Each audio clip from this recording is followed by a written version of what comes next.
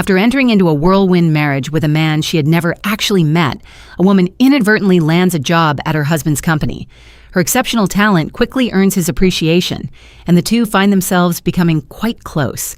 However, her rise provokes the deep-seated jealousy of her supervisor, who harbors a grudge and begins plotting against her. One day, the supervisor orchestrates a trap by sending her to a hotel to meet a client, where a predator has been secretly planted in a room. By chance, the husband spots her leaving and decides to follow, curious as to why she is departing during work hours. The moment she arrives at the hotel, she is dragged into the room and pinned to the bed. At this critical second, the husband finds the room and hammers on the door, distracting the attacker. Seizing the opportunity, the woman strikes the man in a vital spot and escapes. However, she has been drugged and collapses into her husband's arms before being rushed to the hospital. Upon learning that the supervisor was behind the setup, the husband flies into a rage. He summons the supervisor, and despite her frantic excuses, he presents undeniable evidence that leaves her utterly disgraced as she is forced to depart. Later at work, the husband asks the woman to make him coffee, but she accidentally leaves her notebook in his office. Flipping through it, he finds it filled with detailed information about himself and mistakenly assumes she has fallen in love with him. Perplexed, he sends a text to his invisible wife, asking how to reject a girl who likes him. The woman replies, "Tell her you're into men."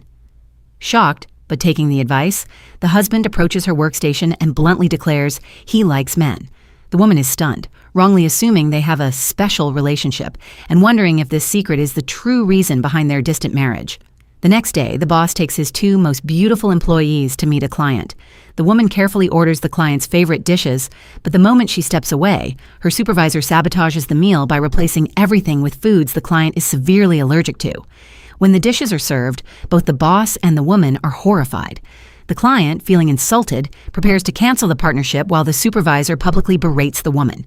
Just as the deal is about to collapse, the woman overhears the client on the phone with his wife and realizes the wife is a fan of their company's products. Having already prepared a luxury gift set, she uses it to charm the client's wife, successfully saving the contract. Relentless in her malice, the supervisor later drugs the boss's coffee. Once he is unconscious, she lures both the boss and the woman to a hotel room and sends a cheating tip-off to the boss's wife, hoping to ruin the woman's reputation. Little does she know, the boss's wife is the very woman she is trying to frame. Under the influence of the drug, the boss and the woman only grow closer that night. When the supervisor realizes her plan actually brought them together, she is consumed by rage. The next morning, the woman wakes up and sees the message about the affair. Looking at her boss beside her, a suspicion takes root. Could her boss actually be her husband? Trembling with doubt, she dials her husband's phone number.